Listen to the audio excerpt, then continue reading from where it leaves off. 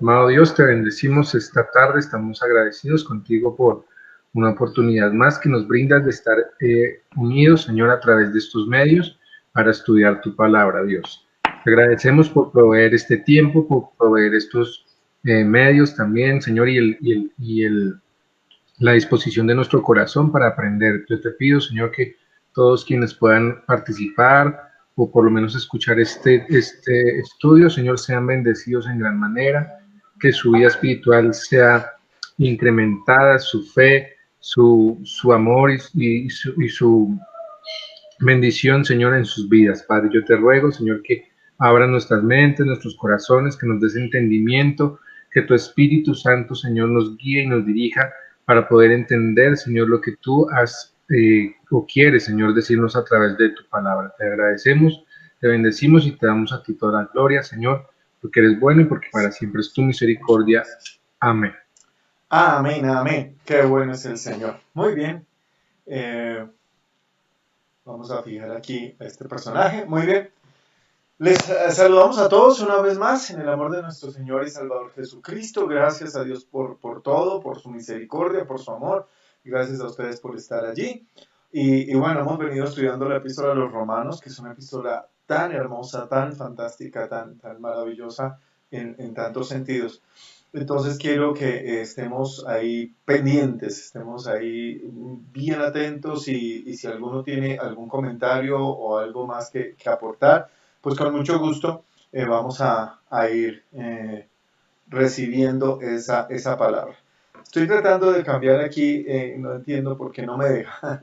Estoy tratando de ponernos a todos aquí en la pantalla, pero no se ven ustedes dos y no me veo yo, o me veo yo y no se ven ustedes dos. Entonces, por ahora voy a estar yo y en caso de algo, pues van apareciendo si hablan. Muy bien, hemos visto los dos primeros capítulos de Romanos. Es increíble todo lo que se puede extraer de Romanos, porque solamente en dos capítulos y ya llevamos 8 clases. Y se nos ha ido mucho tiempo porque es mucho lo que hay que estudiar y aprender. Pero para tratar de hacer un resumen de los primeros temas, hasta el final del capítulo 2, Pablo está tratando a través de esta carta de mostrar su evangelio, de explicarle, de contarle a los romanos cuál es el evangelio que él predica. El evangelio que él predica. Y entonces lo primero que hace es tratar de mostrar la culpabilidad del hombre. Trata de mostrar por qué el hombre es culpable. Trata de mostrar al hombre como culpable, de hecho. Y al mostrar al hombre como culpable, entonces lo primero que hace es mostrar digamos que va mostrando diferentes tipos de hombre, por decirlo de alguna forma. Hombre, ser humano, pues. El primero es aquella persona que nunca escuchó de Cristo, que nunca escuchó la palabra, que nunca supo, digamos, nunca lo evangelizaron, nunca tuvo contacto con la palabra de Dios, con la ley de Dios. Y lo que dice Pablo y nos aclara es que ese hombre no tiene excusa, porque la misma creación nos da a entender que hay un creador, que hay un ser poderoso, y el hombre debería haberlo buscado. Y en cambio de buscarlo se enredaron en otras cosas. La Biblia habla de su idolatría y habla de su fetichismo, y por eso Dios los entregó y terminaron siendo completamente corruptos a nivel moral y en todo sentido. De modo que son culpables. Pero después habla de otro tipo de persona que se justifica, otro tipo de persona que aparentemente no es tan mala y que se justifica a sí mismo tratando de decirle a los demás, yo no soy tan malo como los demás, yo no soy tan malo como ellos, yo no soy tan malo como los otros. Uh, pero Pablo dice, eres igual culpable, porque en lo que acusas a los demás, realmente te estás acusando a ti mismo, porque tú estás haciendo lo mismo, eres pecador de todas maneras. Y entonces habla del pecado como, pues no sé, como la universalidad del pecado de las personas. Luego habla de un tercer grupo, y ese tercer grupo es el grupo de los religiosos, de aquellos que teniendo conocimiento de la palabra, habiendo conocido de alguna forma, teniendo algún tipo de acercamiento con la escritura, con la palabra, con el Señor mismo, después con la ley, les dice allí, pues conociendo lo que dice la ley, pues simplemente tomaron la decisión de desobedecerla, conociendo dice la ley, ok, parece que no se está oyendo muy bien, permítanme un segundito, eliminamos aquí esto y vamos a ver si así se escucha mejor. Me informan por favor si se escucha mejor. Gracias, gracias. ¿Se escucha mejor? Muy bien. Les Sí, que ya decía, se oye mejor. ahí ya se oye mejor, sí, gracias. Sí, es que estaba yo una cosita mal cuadrada. Continuamos entonces.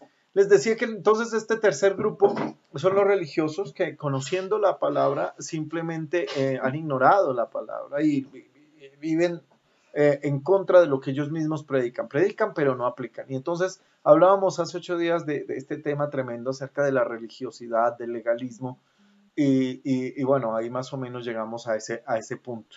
Vamos a comenzar el capítulo 3, que en el capítulo 3 Pablo trata de encerrar todo esto por lo menos hasta el versículo 21 o hasta el versículo 20, 19. Vamos a ir versículo a versículo como lo hemos hecho, pero quiero comenzar leyendo en el capítulo 3 del versículo 1 al versículo 8. Del 1 al 8 es el primer bloquecito, vamos a tener en cuenta esos 8 versículos. Dios les bendiga a todos. Estoy aquí un poquito complicado, les tengo que ser sincero porque no puedo mirar a quienes están en YouTube ni si alguien me está preguntando en YouTube. Así que le voy a pedir el favor a mi esposita de que esté monitoreando YouTube para ver si alguien habla. Porque si pongo YouTube aquí, pues ustedes van a ver YouTube así. Pastor, y con el clic que aparece en el centro. Gracias, Daniel. Entonces, para evitar eso, entonces más bien me quedo yo solito aquí. Muy bien. El versículo 1 al versículo 8 del capítulo 3 de Romanos. Dice, entonces, ¿qué se gana con ser judío? Es la pregunta. Voy a leer la nueva versión internacional primero.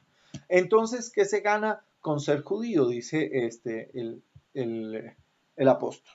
¿O qué valor tiene la circuncisión? Evidentemente, cuando habla de la circuncisión, está hablando de pertenecer a ese pacto entre Dios y Abraham, pues, y los judíos. ¿Qué se gana con ser judío? ¿Qué valor tiene la circuncisión? Y responde él mismo, es una pregunta retórica la que hace Pablo y él mismo se responde, mucho, desde cualquier punto de vista. En primer lugar, a los judíos se les confiaron las palabras mismas de Dios. Pero entonces, si a alguno les faltó la fe, ¿acaso su falta de fe anula la fidelidad de Dios? De ninguna manera. Dios es siempre veraz, aunque el hombre sea mentiroso. Así está escrito. Por eso, eres justo en tu sentencia y triunfarás cuando te juzguen. Pero si nuestra injusticia pone de relieve la justicia de Dios, ¿qué diremos? ¿Que Dios es injusto al descargar sobre nosotros su ira? Hablo en términos humanos, dice Pablo.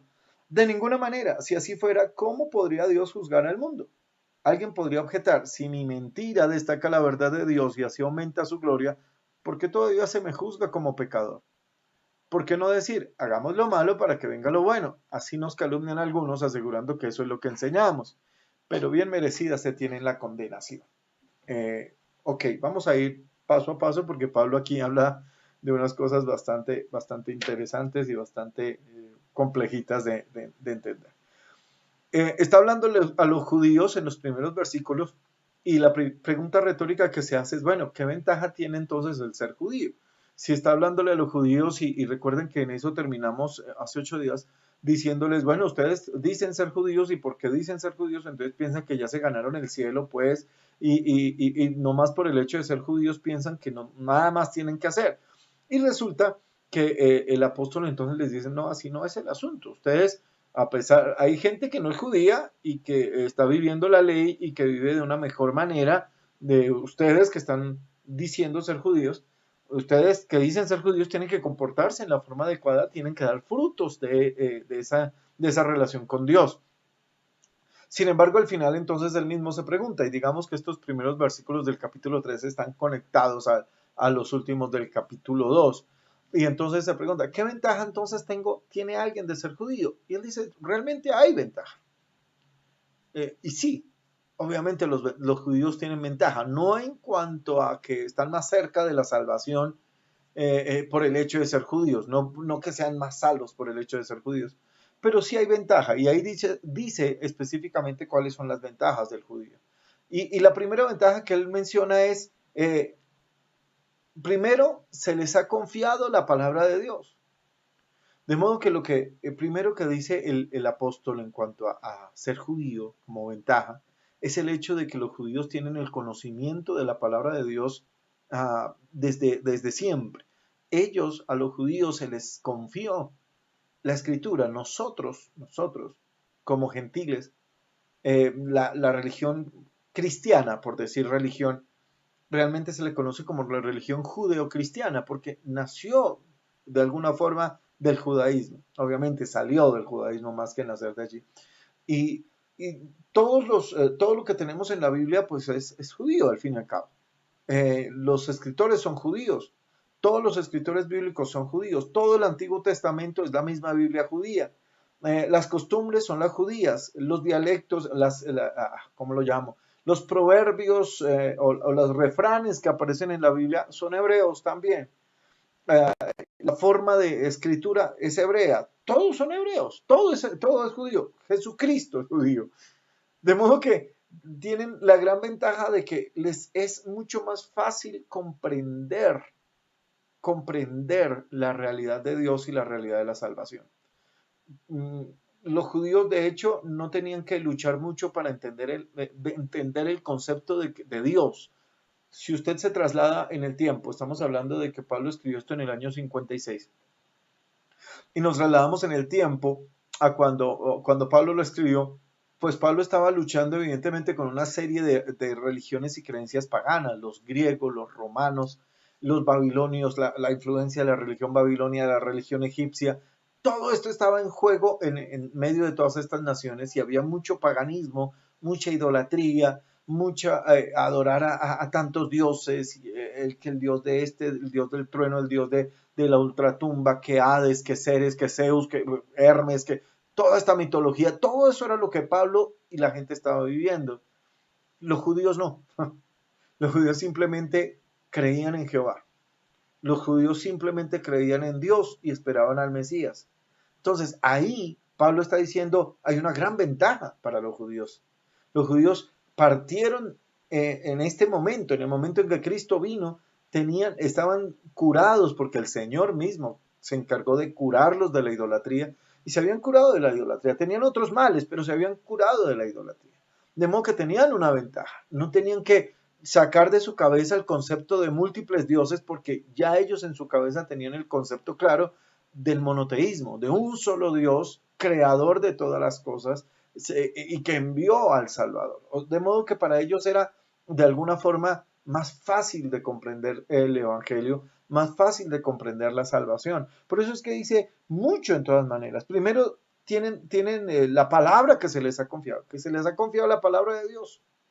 Los judíos conocían el Antiguo Testamento, que era la escritura para Pablo. Obviamente ninguno de estos libros había sido escrito cuando Pablo escribió Romanos. Escasamente él mismo había escrito algunas de las cartas y probablemente Santiago había escrito la de Santiago. Así que no había Nuevo Testamento. De modo que el apóstol aquí está diciendo la palabra, que es el Antiguo Testamento, la tienen los judíos. Ellos la controlan, la manejan, la saben, se la aprenden. Es lo que leen cada 8 días. Los gentiles no. Los gentiles no tenían nada de eso. Cuando llegaba Pablo a predicarle a los gentiles, tenía que llegar primero enseñándoles que hay un solo Dios y enseñándoles que ese Dios está revelado en la escritura dada a los judíos. ¿Y por qué a los judíos? ¿Y por qué a Abraham? Y tenía que enseñarles todo eso. De alguna forma, eh, obviamente el catolicismo romano nosotros entendemos que es una religión equivocada porque tergiversó la salvación, tergiversó el concepto de la palabra. Sin embargo, hay alguna ventaja cuando nosotros salimos a predicar en un país o en una ciudad que tiene contexto católico. ¿Cuál es la gran ventaja? Que tú sabes, que usted llega y va a hablarles y ellos saben quién es Jesús, saben quién es Dios, saben que Él es el creador, saben que Jesús murió. No entienden por qué ni para qué, pero lo saben. Hace unos años, un pastor conocido nuestro de Elquini, Viviana y de mi esposo, también de varios de nosotros.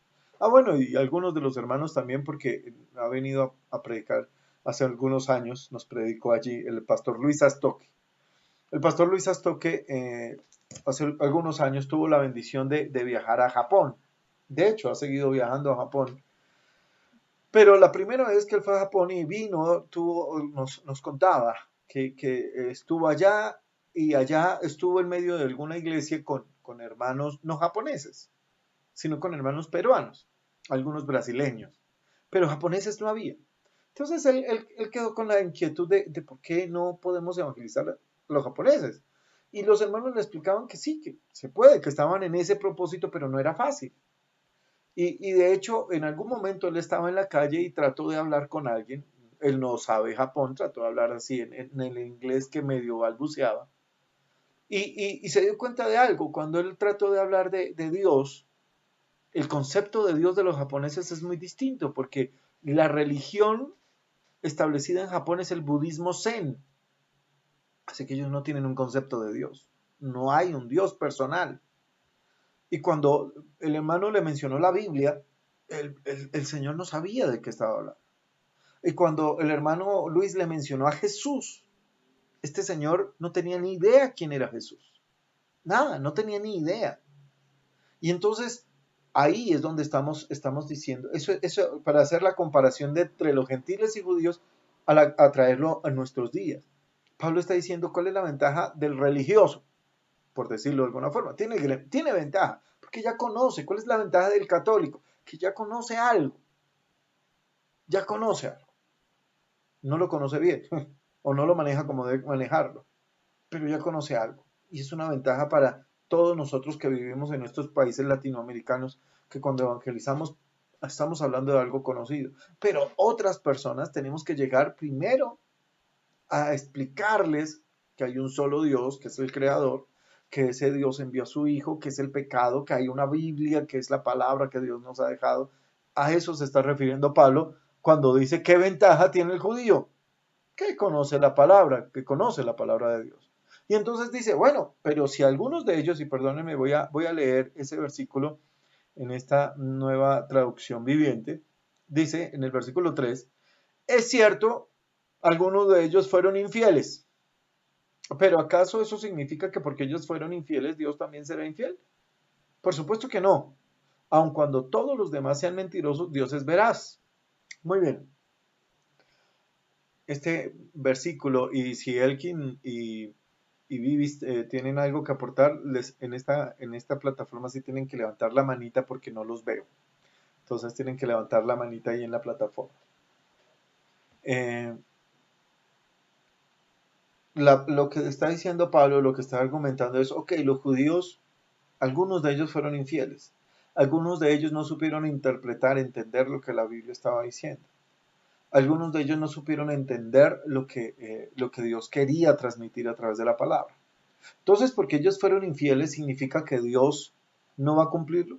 ¿Significa que Dios no va a hacerlo? ¿Significa que Dios no va a actuar como debe actuar? Esa es la pregunta. ¿Acaso significa que porque el pueblo judío fue infiel, entonces Dios no es fiel? Está tratando Pablo de argumentar, y yo creo que esto que Pablo menciona aquí lo amplía bastante ya en el capítulo 9, capítulo 10 y capítulo 11 de Romanos, al cual llegaremos si Dios así lo permite. Pero Pablo entonces resalta una cosa: los judíos eran los encargados de dar la palabra. Los judíos eran los encargados de mostrar a Dios al mundo. Los judíos eran los encargados de que toda la tierra conociera quién era Dios. Pero ellos no lo hicieron, fueron infieles. Y como ellos fueron infieles, ¿significa entonces que Dios iba a dejar por puertas a todo el mundo? Entonces eso significaría que Dios, si ellos eran infieles, entonces Dios no se iba a buscar otra forma, otro recurso para llegar a todo el mundo. Y por eso Pablo dice, eso no quita la fidelidad de Dios. Los judíos fueron infieles, pero Dios estableció otra forma. Y por eso lo está diciendo. Obviamente no. Todos los demás pueden ser mentirosos, pero solamente Dios es veraz. Y cita una escritura donde dice precisamente eso, que Dios es veraz. Esa escritura está exactamente, aquí está en el Salmo capítulo 51, versículo 4. Dice para que seas justificado en tus palabras y venzas cuando fueres juzgado y seas reconocido justo en tu juicio, dice cuando leemos el Salmo 51 realmente. Para que seas justificado y para que seas reconocido justo en tu juicio. ¿Qué es lo que está diciendo el salmista David ahí? Está hablando de Dios, está diciendo para que tú seas conocido como el Dios que siempre habla la verdad, el Dios justo. Y es lo que Pablo cita para decirles, Dios es justo. Y sí, la infidelidad de los judíos es cierta, no quiere decir que Dios se quede sin argumentos. Y podemos aplicar esto a nuestros días. Si alguno de nosotros no quisiera cumplir con el propósito de Dios o no quisiera hacer lo que Dios quiere, Dios no se va a quedar sin herramientas. Dios siempre va a buscar la forma de llegar a la gente que Él quiere. Dios siempre va a buscar la forma de llegar a la gente que Él tiene propósito de llegar. Porque Él es fiel. Aunque nosotros seamos infieles, Él permanece fiel. Pero voy a avanzar. Hermano Elkin, hermana Nubia, perdón, hermana Viviana. ¿Siguen ahí, verdad? Sí, señor, sí, señor. ¿Siguen ahí? ¿Algún comentario? ¿Alguna? ¿No? Vivis, no es que no te ven así. Ah, ¿ya nos ves? Sí. Es que no los veo, así que tienen que levantar la manita. Ahí te estás viendo tú, mi querido Elkin. ¿Algún comentario? Todo, vamos Ah, bien. ok. Vamos bien. Ok, Vivis, ¿algún comentario? Todo No. bien. No. Muy bien, entonces seguimos. Sigue entonces en el versículo 5, dice el apóstol. Sin embargo, y aquí viene una pregunta retórica que se hace, una conjetura que él se hace. Algunos podrían decir, nuestro pecado cumple un buen propósito, porque muestra a otros lo justo que es Dios. Eso dice la Nueva Traducción Viviente. Nuestro pecado cumple un buen propósito, porque muestra a otros lo justo que es Dios. ¿No es injusto entonces que Dios nos castigue? Y lo dice en la versión del 60 de la siguiente manera. Y si nuestra injusticia hace resaltar la justicia de Dios, ¿qué diremos? ¿Será injusto Dios que da castigo? ¿Por qué? Porque Pablo está refiriéndose a este tipo de judíos que está hablándoles, están diciendo, ok, ellos no cumplieron, entonces Dios muestra su justicia o su fidelidad de otra manera. Entonces ellos dicen, ok, entonces eso que hicimos mal realmente ha redundado para que Dios se muestre tan bueno como Él es. No salió tan mal el asunto. O sea que si eso es así, entonces ¿por qué nosotros somos culpables?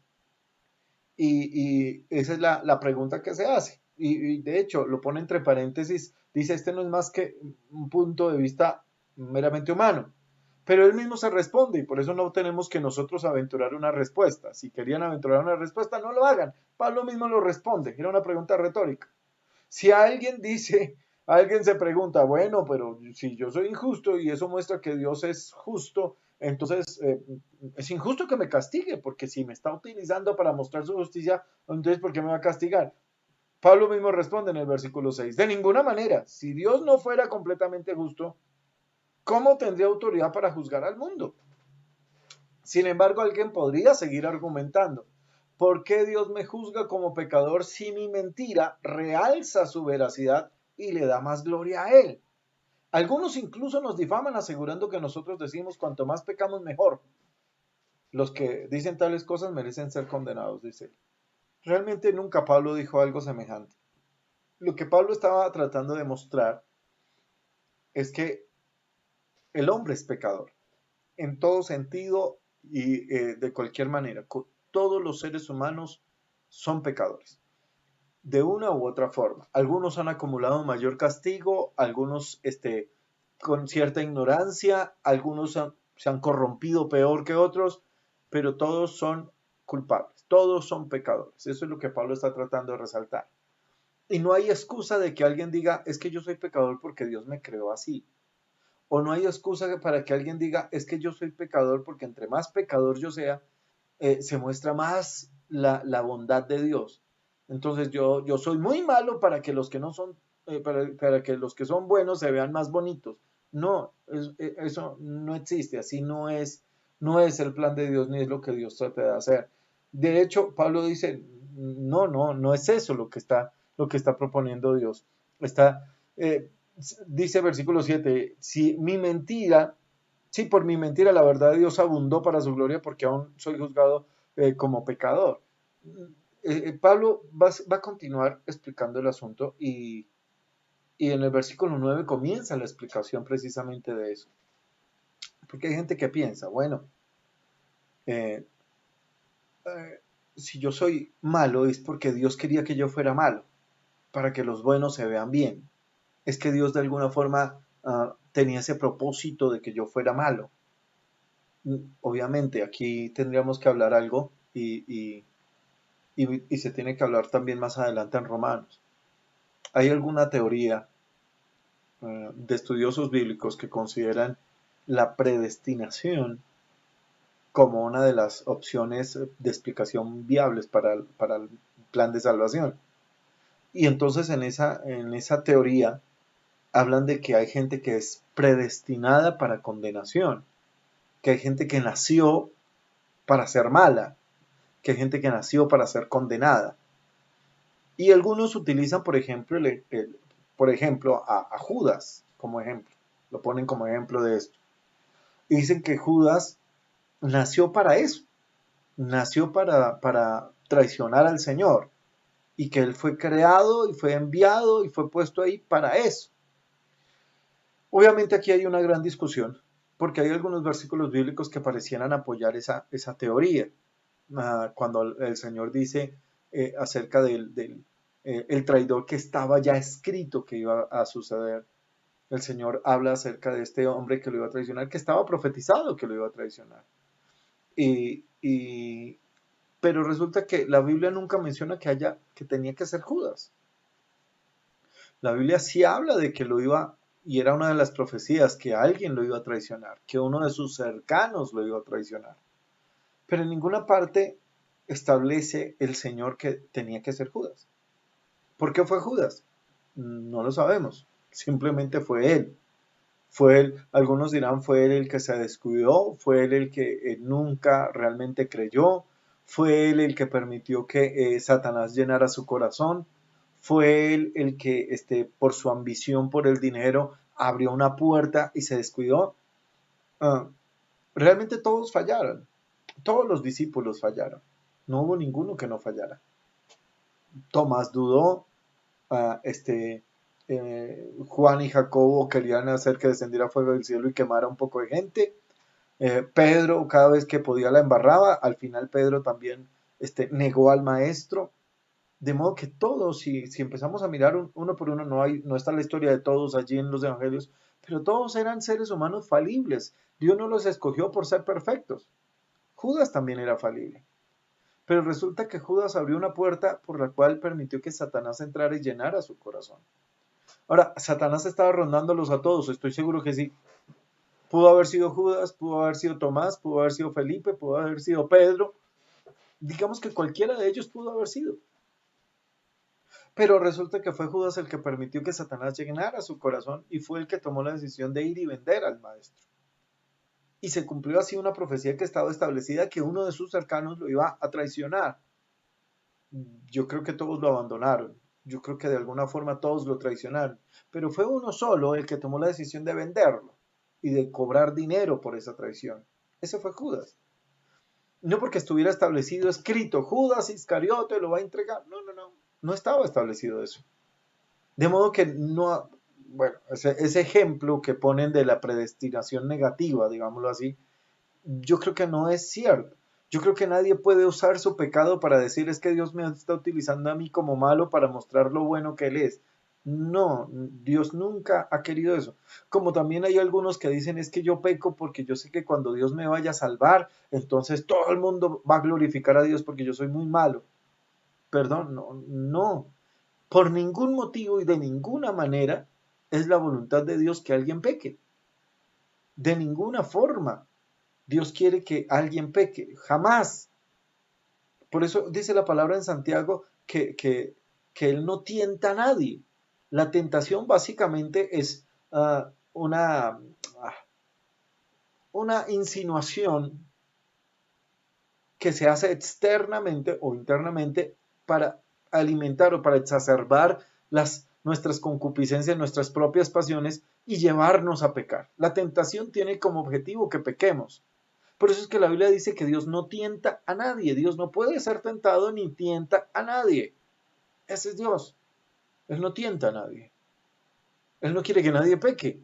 El diablo sí. El diablo tienta continuamente porque quiere que pequemos. Dios no quiere que nadie peque. De modo que esta pregunta que Pablo hace, aparentemente habían personas que reclamaban el hecho de poder pecar porque de esa manera estaban mostrando que Dios era supremamente bueno.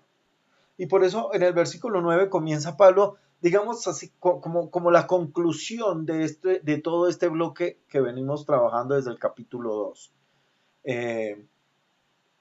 No sé, hermano Elkin, hermana Viviana, por favor. ¿Algún comentario hasta ahí, por favor?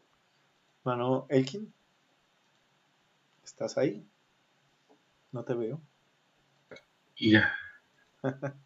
¿Aló? ¿Sí?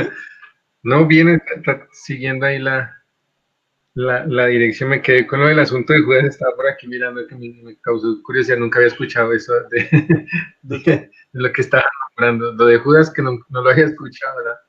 Ok, Entonces me quedé aquí mirando los versículos. ok, ok. ¿Algún comentario, Vivis? ¿Algo que añadir, que aportar? No entiendo por qué no me Eh, están... no, eh, me, de pronto cuando tú nombras lo de la justificación, de que entonces, pues me recuerda mucho a nosotros, ¿no? A muchos de que volvemos a lo mismo de que, ay no, Dios como es muy bueno, pues a mí no me va a mandar para el infierno porque yo no he robado, no he matado, no. Entonces, no sé, me recordó mucho cuando a veces evangelizábamos y la gente no salía con eso. Por eso, usted que dice que Dios es bueno, Dios que me va a mandar para el infierno si yo no he matado a nadie, si yo... Entonces es como No, puedes esa monitorear YouTube. justificación y ese tratar de abusar de lo que es el nombre de Dios para poder ellos justificarse. No sé, cuando estabas eso me acordé mucho en algún momento que evangelizamos y la gente nos respondía así. Y si tú ves, es algo que está en la mente del hombre, que un Dios tan bueno como no han matado, como no son, no sé, algún acosador, como que le ponemos unos nombres muy grandes a algunos pecados y sabiendo que pues el pecado es pecado y es desobediencia a Dios. Entonces, no sé, me acordé un poquitico de eso mientras estabas hablando, que es algo que todavía abunda mucho en el hombre. Amén. Muy bien, muy bien. Pero ahora entonces Pablo comienza a hacer, desde el versículo 9, quiero que lo veamos del versículo 9 al versículo 18. Pablo hace una referencia bíblica, hace una referencia al Antiguo Testamento. Pablo era un hombre que conocía la escritura. Les recuerdo, la escritura que Pablo menciona es el Antiguo Testamento, porque el Nuevo Testamento todavía no se había escrito.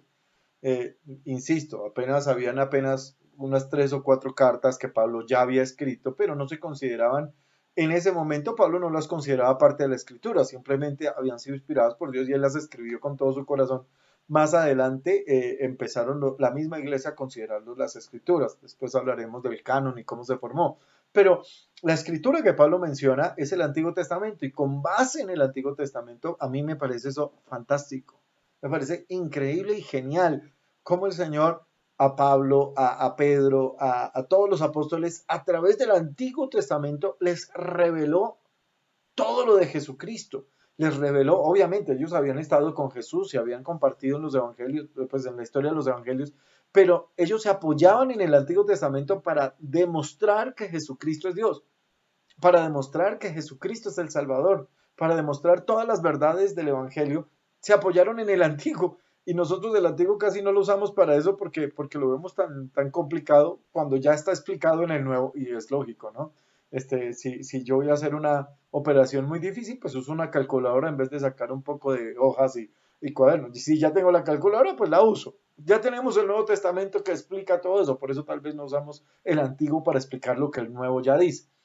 Pero el apóstol está utilizando ese Antiguo Testamento para explicarnos a nosotros y concluye todo esto que venimos diciendo acerca de la culpa universal. ¿Qué significa eso que estoy diciendo, culpa universal? Significa que no hay absolutamente ni un solo ser humano que haya nacido o que vaya a nacer sobre la faz de la tierra que no sea culpable, con la única y exclusiva excepción del Señor Jesucristo.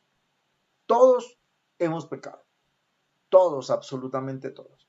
Y eso es lo que Pablo está tratando de presentar. Está haciendo esta presentación de su evangelio y entonces es como pintar, estaba pensando en eso hace un momento, es como pintar un lienzo de negro para poder pintar sobre él toda la maravilla que viene encima. Y el lienzo negro es mostrar lo oscuro que es el pecado, lo malo que es el pecado, lo extendido que está el pecado, lo universal que es el pecado. Está en absolutamente todo el mundo. No hay nadie que se pueda levantar y decir, no, yo no pequé, yo nunca he pecado. Nadie se puede levantar así. Todos hemos pecado. Y eso es lo que Pablo está tratando de mostrar. Versículo 9 y en adelante. Voy a leerlo en la Nueva Versión Internacional. Dice así. ¿A qué conclusión llegamos? ¿Acaso los judíos somos mejores? Y somos, porque él era judío. De ninguna manera. Ya hemos demostrado, y vean cómo lo concluye, que tanto los judíos como los gentiles están bajo el pecado. Y cita el pasaje, varios pasajes bíblicos aquí, de hecho. Comienza diciendo, así está escrito, no hay un solo justo, ni siquiera uno. No hay nadie que entienda, nadie que busque a Dios. Todos se han descarriado, aún se han corrompido. No hay no hay nadie que haga lo bueno, no hay uno solo. Su garganta es un sepulcro abierto, con su lengua profieren engaños. Veneno de víbora hay en sus labios. Llena está su boca de maldiciones y de amargura. Veloces son sus pies para ir a derramar sangre. Dejan ruina y miseria en sus caminos y no conocen la senda de la paz. No hay temor de Dios delante de sus ojos. Y si uno tiene casi que cualquier Biblia, en cada uno de los pasajes que va mencionando Pablo tiene una letrica chiquitita donde va diciendo de dónde lo tomó. Y entonces aparece el libro de los Salmos, Salmos 14, 53, Eclesiastés también. Y casi todo, a excepción de Isaías, que lo mencionan en Isaías 59, 7 y 8, casi todos son pasajes del libro de los Salmos. Y toma todo esto toda esa escritura para afirmar su punto. Y con eso está concluyendo. Está diciendo, escuchen, no hay ni una sola persona justa. No hay ni una sola persona que tenga temor de Dios. No, nadie realmente nace con eso. Realmente nadie nace con la inclinación hacia el bien. Todo ser humano nace con una inclinación natural a lo malo. Esto contradice a muchos filósofos y contradice a muchos pensadores. Mucha gente considera equivocadamente, y discúlpenme los educadores y los psicólogos modernos, pero me parece que muchos educadores y psicólogos piensan lo mismo, que los niños son buenos por naturaleza, como creo que lo decía Voltaire o Rousseau, ya ni me acuerdo. El hombre nace libre, pero la sociedad lo corrompe, decía Rousseau, si no estoy mal. Pero no es cierto. El hombre no nace libre, el hombre nace pecador, el hombre nace condenado, el hombre nace esclavizado al pecado. Y realmente esa esclavitud se empieza a manifestar a lo largo de su vida. El hombre nace con una inclinación natural al mal. No estamos diciendo que los más pequeños sean los más perversos. No, no, no. Estamos diciendo que es su inclinación natural. En el transcurso de su vida empiezan a desarrollar esa inclinación natural y pueden convertirse en un hombre o muy perverso o poco perverso, dependiendo de su conciencia y los valores morales que se le inculquen. Pero sigue siendo perverso, sigue siendo inclinado al mal, porque la inclinación al mal hace parte de su vida, hace parte de lo que el ser humano es. Claro, uno ve un bebecito tierno, recién nacido, y uno dice, pero qué mal puede hacer este angelito. Dele tiempo. Déjelo que crezca un poquito. José Ordóñez decía de una forma muy chistosa, decía que cuando los bebés son chiquiticos uno quiere comérselo a besos, pero cuando tienen 15, 16 años dice uno, ¿por qué no me comí a este desgraciado? Básicamente eso es. Dele tiempo. La maldad se va a manifestar, la maldad que hay en el corazón. ¿Qué frena esa maldad? Ya voy, muy bien, muy buena pregunta, hermano Elkin. ¿Qué frena esa maldad? Bueno, obviamente la maldad se frena cuando hay unos valores establecidos, cuando hay una sociedad que lo contiene, unos valores humanos, morales en la familia. Todo eso frena la maldad, claro, pero no la quita. Lo único que quita la maldad es Cristo, el poder de Dios. Mi querido amigo, compañero Elkin está haciendo una pregunta. La hubieras hecho al aire, mi hermano Elkin. Es que no encontré la manito. Ok, pero entonces puedes hacerla ya sin manita. Ok, de acuerdo a lo que venimos hablando, mi pregunta es, entonces los seres humanos, o sea, podemos decir que los seres humanos nacen muertos espiritualmente.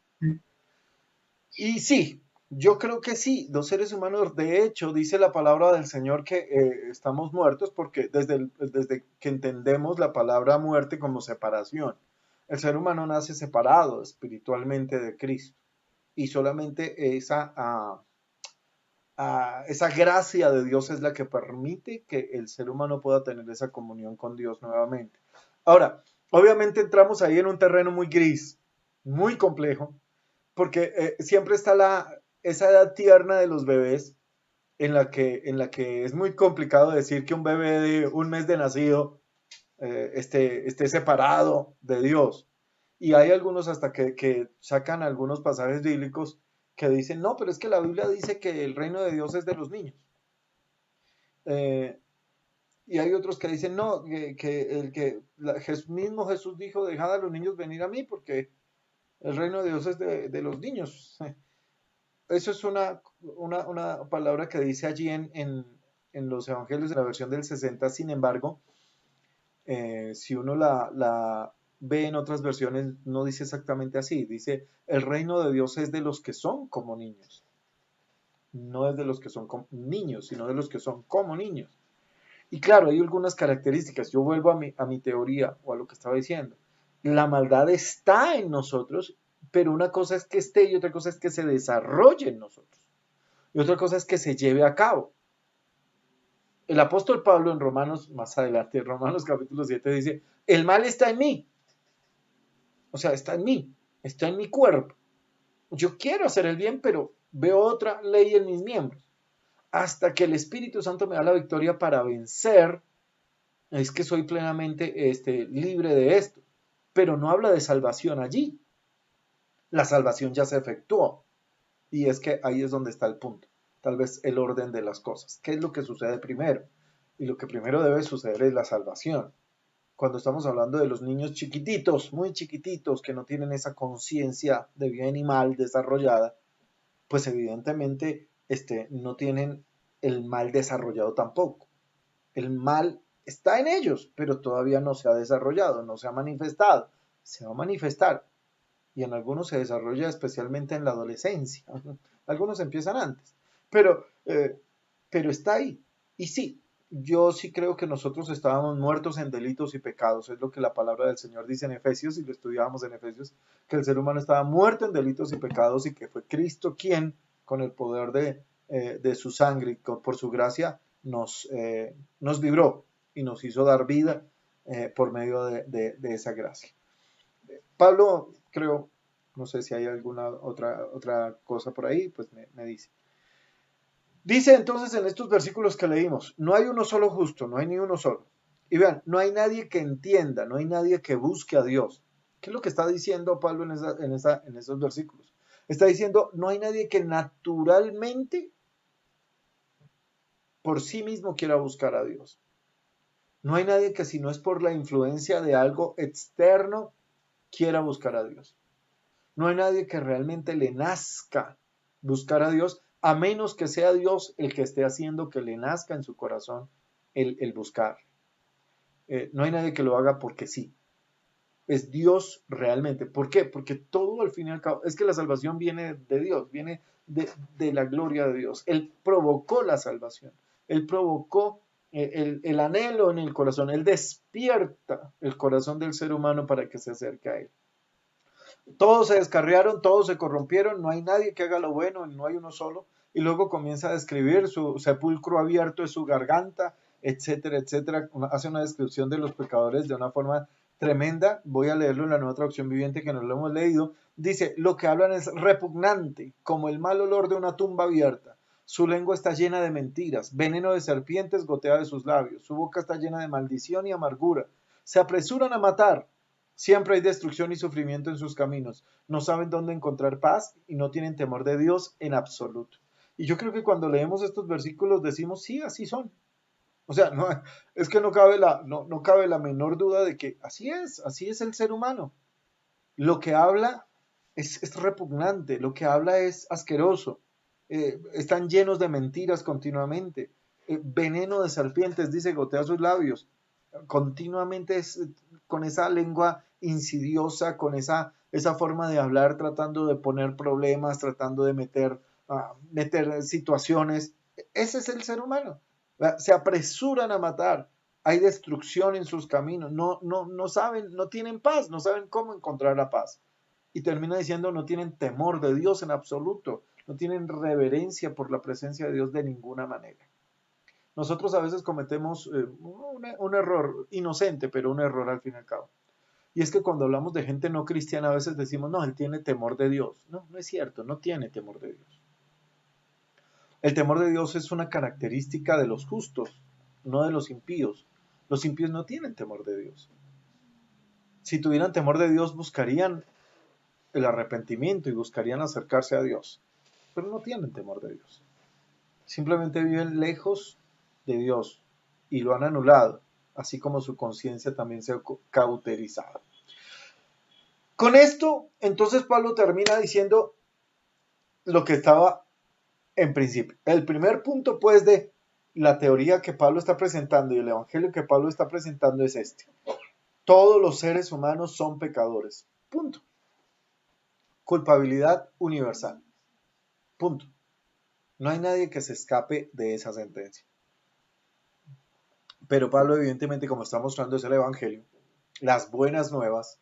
Entonces, primero pinta el cuadro negro para poder pintar sobre ese cuadro negro todos los destellos de color maravillosos que empiezan a surgir en este plan de salvación del Señor para nuestra vida. ¿Cuál es ese cuadro negro? Que todos los seres humanos son pecadores. Y yo le añadiría, todos los seres humanos son pecadores y están condenados por causa de su pecado. Están condenados al infierno, están condenados a la perdición eterna. Todos los seres humanos están condenados. Y entonces comienza en el versículo 19 Pablo a tratar de explicar la salvación entonces. Dice, obviamente la ley se aplica a quienes fue entregada, porque su propósito es evitar que la gente tenga excusas y demostrar que todo el mundo es culpable delante de Dios. Obviamente, la ley se aplica a quienes fue entregada, porque su propósito, el propósito de la ley, es evitar que la gente tenga excusas. Vean qué interesante. El propósito de la ley no es evitar que la gente peque, porque la ley no tiene la capacidad de hacer eso. Es evitar que la gente tenga excusas y demostrar que todo el mundo es culpable delante de Dios. Ese era el objetivo de la ley. Y este versículo 19 es tremendamente claro en el darnos el sentido, el objetivo de la ley. Todo el mundo tiene que quedar callado delante de Dios porque la ley lo acusa. Lo habíamos hablado antes cuando hablamos de la religiosidad. La ley lo acusa. Es la ley la que acusa a la gente. Nadie tiene excusa. Vean que alguien dice, aún cuando estamos hablando de nuestro sistema legal, y no sé si Jove puede ayudarnos en eso, pero cuando estamos hablando de nuestro sistema legal o nuestro sistema penal, hay gente que dice, pero ¿para qué ponen tantas normas? Pues, las normas lo que tratan de mostrarnos además son los errores que cometemos. Eso no va a evitar que la gente la embarre. Sí, obvio no lo evita, pero sí pone de manifiesto que la gente cometió ese error y pueden de alguna forma castigarlo o que se corrija, pero no lo va a evitar, porque el error está en la persona. La decisión de no cometer el error está en la persona.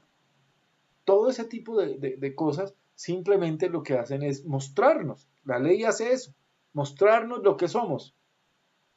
Ese es el objetivo de la ley y por eso Pablo lo dice así. La ley se aplica a los que fue entregada, porque su propósito es evitar que la gente tenga excusas y demostrar que todo el mundo es culpable delante de Dios.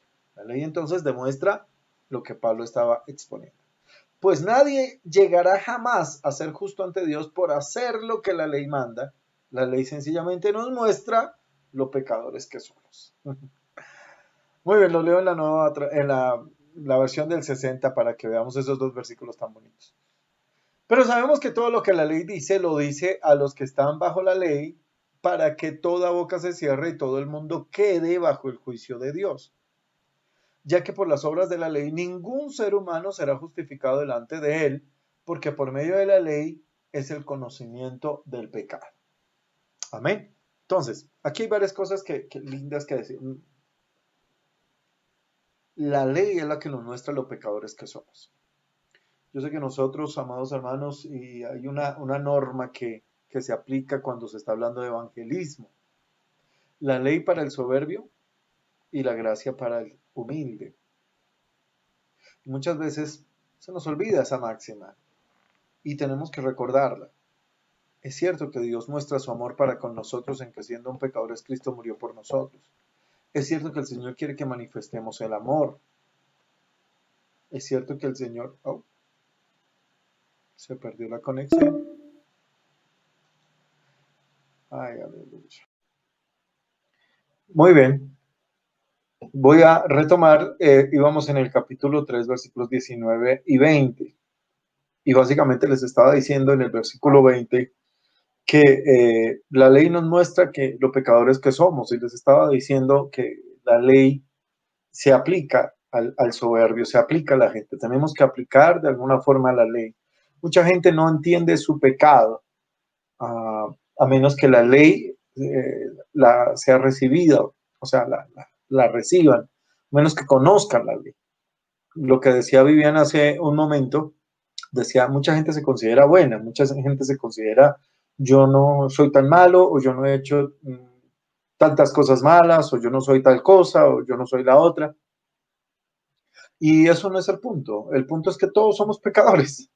Y la ley nos muestra eso, nos muestra que todos estamos bajo pecado. Ese era el propósito de la ley y así debemos entenderla.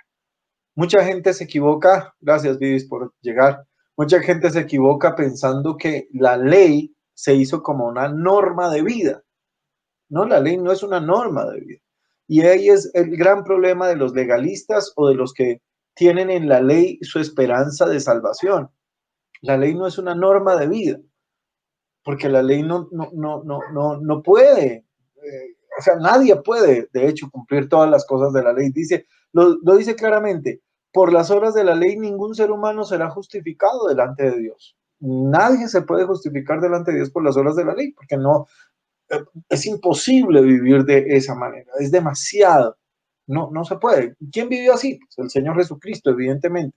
¿Para qué? Para librarnos precisamente. ¿Quiere decir que no tenemos que cumplir la ley, que la ley es mala? No, yo no estoy diciendo eso. Estoy diciendo que a través de la ley no vamos a poder ser justificados, porque de hecho la palabra misma lo dice. La ley dice que si incumplimos un solo mandamiento, nos hacemos culpables de toda la ley. Así que es imposible. Nadie va a poder ser justificado por la ley. La ley no es para eso. No es para justificar a nadie. La ley es para todo lo contrario, para mostrar el pecado. Alguien dirá, bueno, gracias Elkin por llegar también. Alguien dirá, bueno, pero entonces, ¿qué hace el Espíritu Santo? No sé si les surgió a ustedes esa duda, pero a mí me surge. ¿Cómo así? ¿Acaso el Espíritu Santo no es el que redarguye de pecado? ¿No es el Espíritu Santo el que hace que la persona se sienta pecadora? Sí, claro. Pero es que estamos hablando de un trabajo combinado, de un trabajo integrado. El Espíritu Santo utiliza la palabra. La palabra utiliza al Espíritu Santo. Están unidos. No puedes separar a Dios de su palabra. No podemos separar a Dios de la palabra. No podemos separar al Espíritu Santo de la palabra. El Espíritu Santo usa la palabra para aplicarla a la persona. Usa la ley para hacer que la persona se sienta pecadora. Usa la ley. Pero si nosotros, que somos los expositores de la palabra, nosotros que somos los evangelizadores, los predicadores, nunca predicamos acerca de esa ley o no le mostramos la ley a la gente para que la ley confronte el pecado, entonces, ¿cómo esa persona se va a sentir pecadora? ¿Cómo esa persona se va a sentir mal? Yo siempre utilizo el mismo ejemplo y discúlpenme si sueno repetitivo, pero uso mucho este ejemplo. Si yo voy al médico y el médico descubre, voy a poner yo de ejemplo, pero descubre que tengo un cáncer terminal, Dios me guarde, pero descubre que tengo un cáncer terminal. Bueno, digamos que no sea terminal, digamos que tengo cáncer, no terminal todavía. Pero el médico lo descubre, pero toma la decisión de no decirme. Ese médico está actuando mal. Ese médico hasta puede ser demandado y puede irse a la cárcel por no decirme. Él tiene que decirme. ¿Por qué tiene que decirme la verdad? Porque cuando yo sepa la verdad que estoy enfermo, voy a empezar a tomar manos en el asunto y voy a empezar a tomar un tratamiento y voy a buscar la forma de entrar en el tratamiento. Pero si él toma la decisión de no decirme, simplemente yo no conozco que estoy enfermo y voy a morir. La ley es eso. El médico somos nosotros. Nosotros somos los que le decimos a la gente, mira, la ley dice esto, los exámenes dicen esto, tus exámenes de laboratorio dicen esto, yo te los leo, te los interpreto si quieres. Yo puedo entrar en un periodo de negación. Eso le sucede a algunos pacientes, negarse. Ah, eso no es cierto, ese médico está mal, ese médico no sabe nada. Ese médico le caí mal y me está asustando. Voy a buscar otra opinión. ¿Se dan cuenta? No le creí. Así hay muchos que escuchan la ley y dicen, no, eso no es así. No, yo no creo que eso sea así. Yo no soy pecador, yo no. Pero resulta que la ley lo dice. Ahí está. Y el Espíritu Santo entonces tiene que traer convencimiento a esa persona para hacerle ver que sí, es cierto, es pecado. Eso es lo que Pablo está diciendo. La ley te muestra el pecado, pero no hace más. Porque, ¿qué puede hacer por el enfermo de cáncer el examen que dice tiene cáncer? No puede hacer más que decirle tiene cáncer. No puede hacer absolutamente nada más. Lo mismo en la ley. La ley te dice tienes pecado, pero no puede hacer nada más por ti. Porque por las obras de la ley nadie podrá ser justificado, porque por medio de la ley es el conocimiento del pecado. Pero no se queda ahí Pablo, y aquí Pablo entonces, claro, como ya pintó todo de negro, ahora comienza a mostrar la luz. No nos deja ahí. Yo creo que el diablo quería que nos quedáramos ahí, por eso hizo que a mí se cayera, para que no diéramos la solución. No nos podemos quedar ahí, tenemos que avanzar. Vean lo que Pablo comienza a decir, ahora comienza lo hermoso del plan de salvación, ahora comienza lo grandioso de Dios. Te muestra, eres pecador, te pone en esa situación tremenda, horrible, te muestra la verdad acerca de lo que eres. Y en el versículo 21 comienza un pasaje que a mi modo de ver es uno de los más hermosos de la Biblia. Es uno de los más excelentes, es espectacular. Vamos a leer desde el 21 y vamos a tratar de ir despacio. Nos tocó aquí por el chat únicamente. Si alguien tiene a través del chat de YouTube algo que decir, algo que preguntar, o a través del el chat de WhatsApp de la iglesia, pues pueden hacerlo. ¿Qué dice? Pero ahora, escuchen, pero ahora. Comienza con un pero.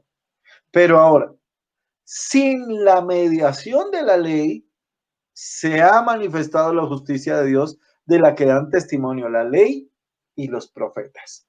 Ahora, sin la mediación de la ley. ¿Qué está diciendo? Voy a leerlo en todas las versiones porque es que toca ir despacito en este pedazo.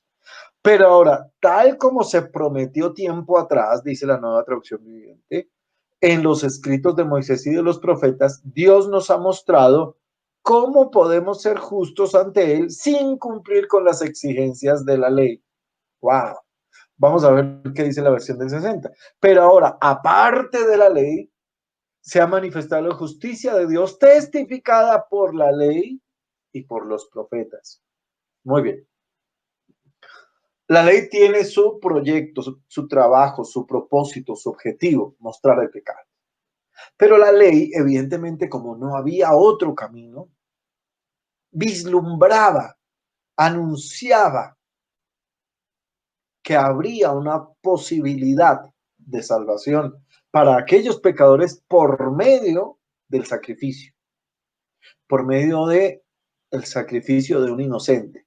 Por eso dentro de la ley estaba incluido el plan de sacrificios de animales, del cordero, de la cabra, del chivo expiatorio, etcétera, etcétera.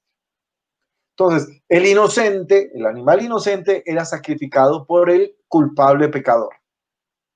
Y de esa forma, la ley expiaba a ese que se sentía pecador. No le quitaba el pecado, pero por lo menos lo hacía aceptar. Mi esposa va a hablar, así que por favor traten de escuchar.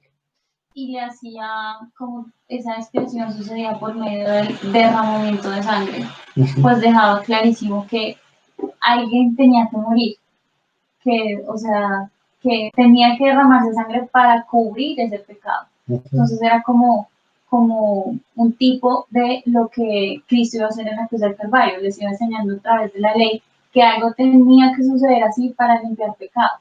Exactamente, exactamente. La ley entonces testificaba, vislumbraba lo que habría de suceder. ¿Qué había de suceder? Algo que Dios había establecido, que sin derramamiento de sangre no hay remisión de pecados. Y vislumbraba que alguien habría de morir para que la justicia de Dios fuese sobre la humanidad.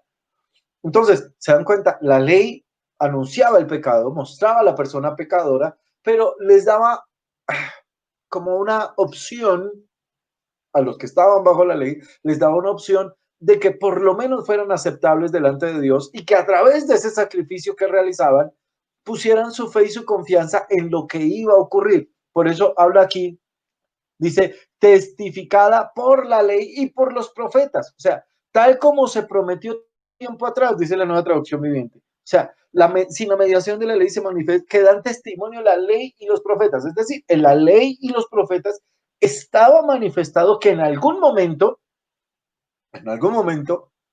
iba a haber una completa libertad del pecado.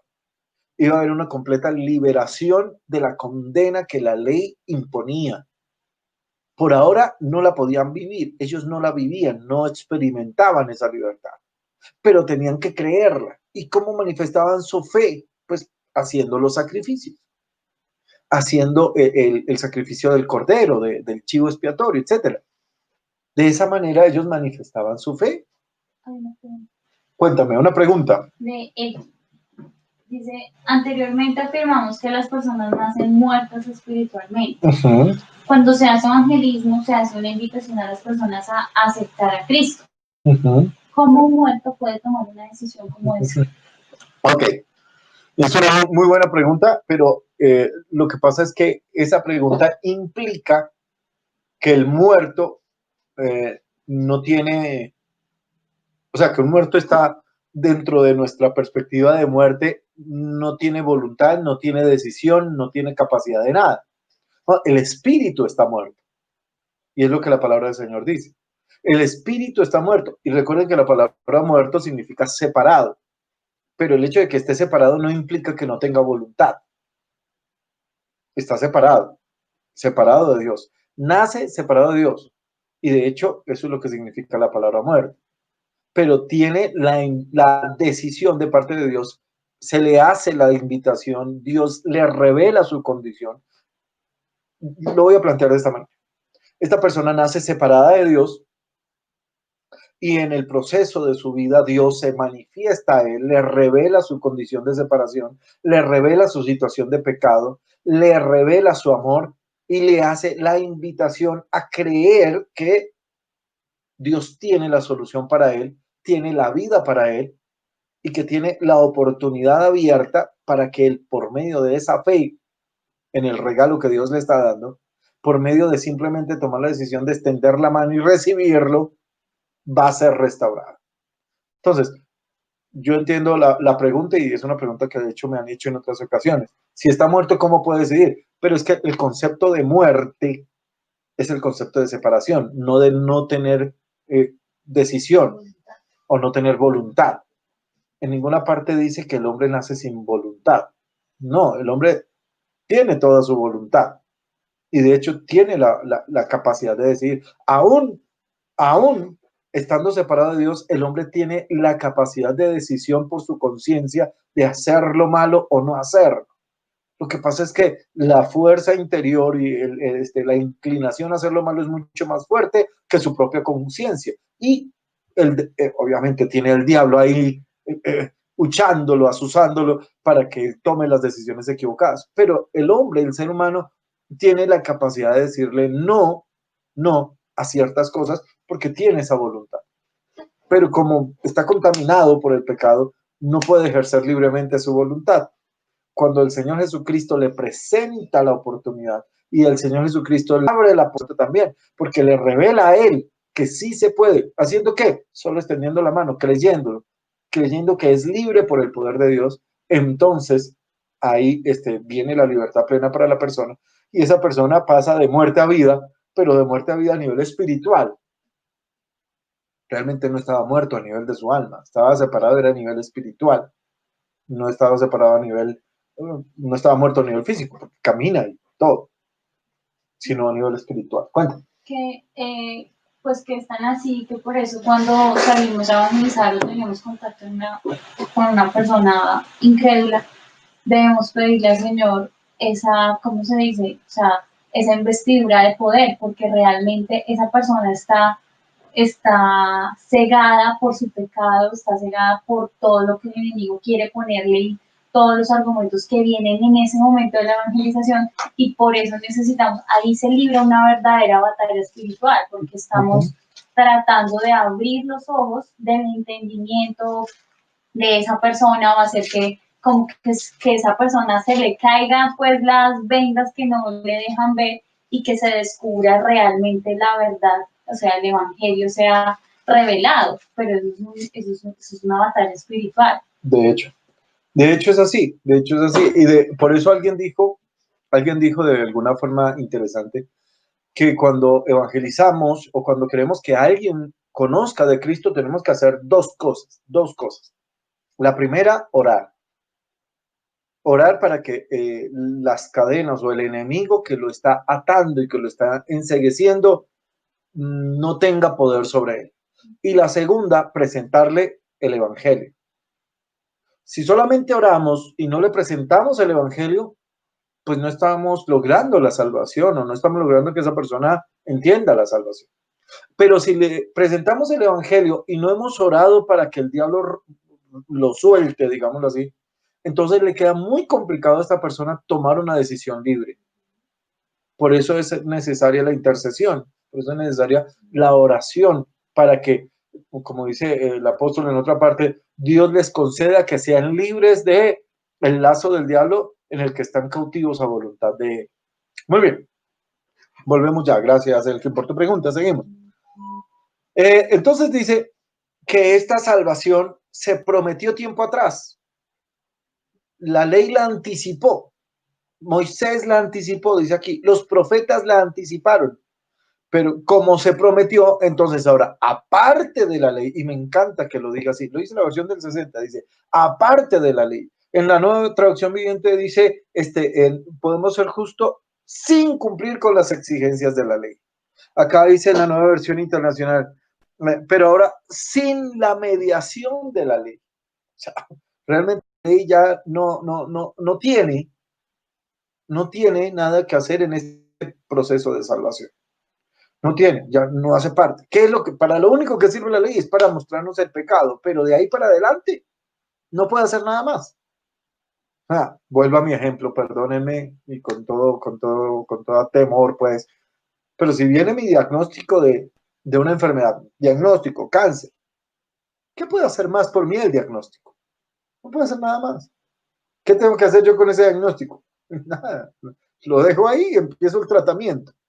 Empiezo a buscar qué hacer, empiezo a consultar al médico, ya. Pero el diagnóstico no puede hacer nada por mí, no puede curarme, no puede darme aliento. Ahora, si me quedo mirando el diagnóstico únicamente y me quedo llorando por el diagnóstico, pues no voy a hacer nada.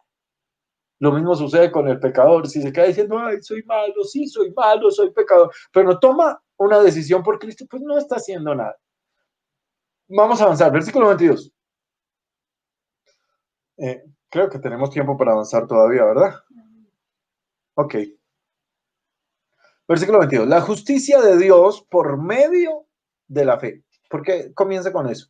Dice, versículo 21 y 22, es que no se pueden leer separados. Pero ahora, aparte de la ley, se ha manifestado la justicia de Dios.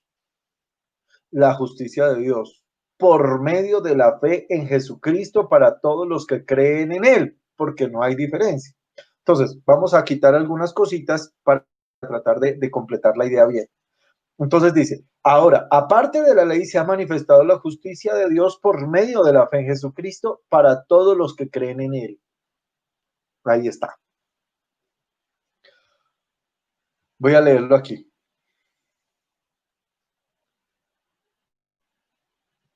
Dios nos ha mostrado, nueva traducción viviente, estoy acomodando, quitando algunas cositas que Pablo explicaba allí. Dios nos ha mostrado cómo podemos ser justos ante Él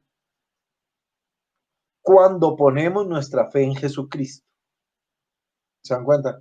Dios nos ha mostrado cómo podemos ser justos ante Él cuando ponemos nuestra fe en Jesucristo. Y la nueva versión internacional dice así. Se ha manifestado la justicia de Dios mediante la fe en Jesucristo a todos los que creen.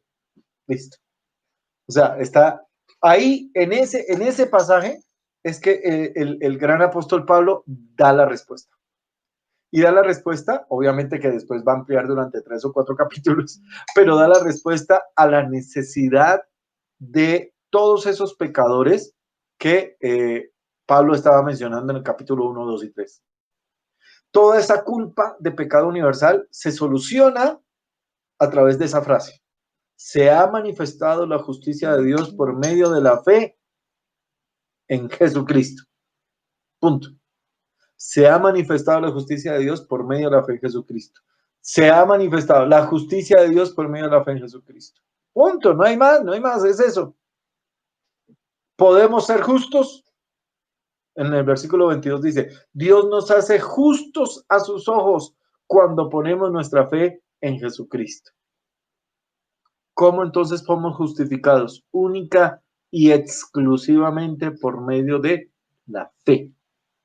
Qué palabra tan pequeña, pero qué palabra tan increíblemente poderosa y determinante en toda nuestra vida.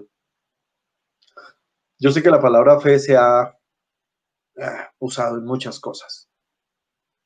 En muchas cosas. Y obviamente hay mucha gente que piensa que la fe es simplemente orar por los enfermos y que se sanen o hacer milagros.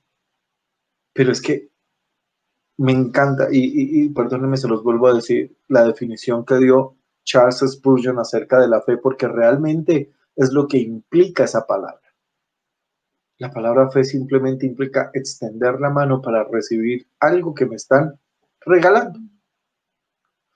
La fe es eso, creer que esa persona me lo va a entregar. Así como cuando usted llega con un bombombón donde su hijo, ¿qué es lo que su hijo hace? Extiende la mano. Él cree que es para él. De pronto usted le quiere jugar una broma y lo destapa y se lo come usted y dice, ¿quién dijo que era para ti? Y se va a poner muy bravo y se va a llorar mucho. Pero si él ve que usted llega con un regalo, él inmediatamente extiende la mano diciendo, es mío, es para mí. Esa es la fe. Esa es la fe que está diciendo Pablo aquí. Y está diciendo toda esa carga de pecado increíble. Es que es maravilloso lo que Cristo hizo y maravilloso el plan de Dios para la salvación de la humanidad. Todo ese pecado que mencionamos y esa lista de pecadores que se mencionó, que Pablo mencionó y que mencionó hasta hace unos versículos atrás, todo eso simplemente por la fe es justificado.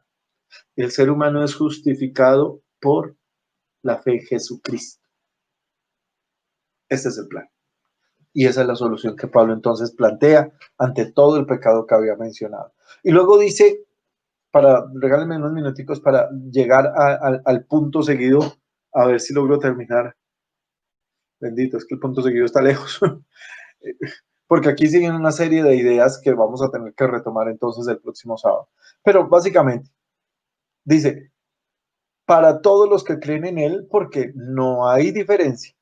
Por cuanto todos pecaron y están destituidos de la gloria de Dios, siendo justificados gratuitamente por su gracia mediante la redención que es en Cristo Jesús, a quien Dios puso como propiciación por medio de la fe en su sangre para manifestar su justicia a causa de haber pasado por alto en su paciencia los pecados pasados, con la mira de manifestar en este tiempo su justicia, a fin de que Él sea el justo y el que justifica al que es de la fe de Jesús. Voy a leer eso mismo en la Nueva Traducción Viviente y creo que vamos a ir dejando por ahí. ¿Cómo Dios nos ha mostrado cómo podemos ser justos ante Él sin cumplir con las exigencias de la ley? Dios nos hace justos a sus ojos cuando ponemos nuestra fe en Jesucristo. Y eso es verdad para todo el que cree, sea quien fuere, pues todos hemos pecado.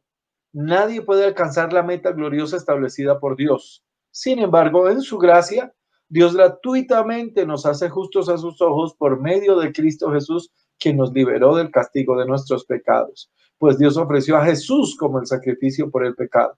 Las personas son declaradas justas a los ojos de Dios cuando creen que Jesús sacrificó su vida al derramar su sangre. Ese sacrificio muestra que Dios actuó con justicia cuando se contuvo y no castigó a los que pecaron en el pasado, porque miraba hacia el futuro y de ese modo los incluiría en lo que llevaría a cabo en el tiempo presente. Dios hizo todo eso para demostrar su justicia, porque Él mismo es justo e imparcial y a los pecadores los hace justos a sus ojos cuando creen en Jesús. Creo que con eso podemos concluir, amados hermanos. Disculpen todos los problemas que se tuvieron hoy, todos los errores, pero realmente siempre queremos hacerlo mejor. Quisimos cambiar la plataforma a través de la que podíamos transmitir y pues nos falló por alguna razón. Todavía no logro entender por qué. Simplemente me dijo, se cortó. Yo, bueno, ok, y sacó al hermano de quien, a la hermana Nubia, a la hermana otra vez, y a la hermana Vivis, lo sacó. Pero gracias a Dios que, bueno, pudimos concluir por ahora. Hermanos, si quiere, por favor, hágalo de tarea. Léase nuevamente del versículo 19, si quiere, hasta el final del capítulo 3. Léase ese pedacito una vez más, léalo una y otra vez esta semana y en 8 días vamos a volver a retomar, porque me parece que ahí, en esos versículos, está la solución que Pablo plantea al pecado. Obviamente sabemos que es Jesucristo, pero él la explica de una forma tan hermosa y tan clara que nosotros necesitamos saberla perfectamente para poder tenerla clara en nuestra mente, pero también para poder compartirla con todos los demás. Oremos, amados hermanos. Padre Santo, te doy gracias por tu misericordia y gracias por este tiempo que nos has permitido. Bendigo tu nombre, Señor, y te doy a ti la gloria y la honra por tu bondad y misericordia.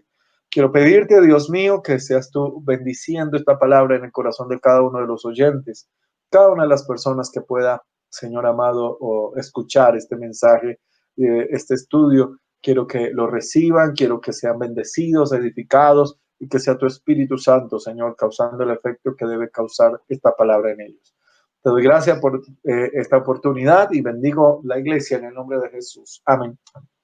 Dios me lo bendiga a todos mis amados hermanos. Dios les guarde. Un abrazo para todos y nos estamos viendo. Cuídense.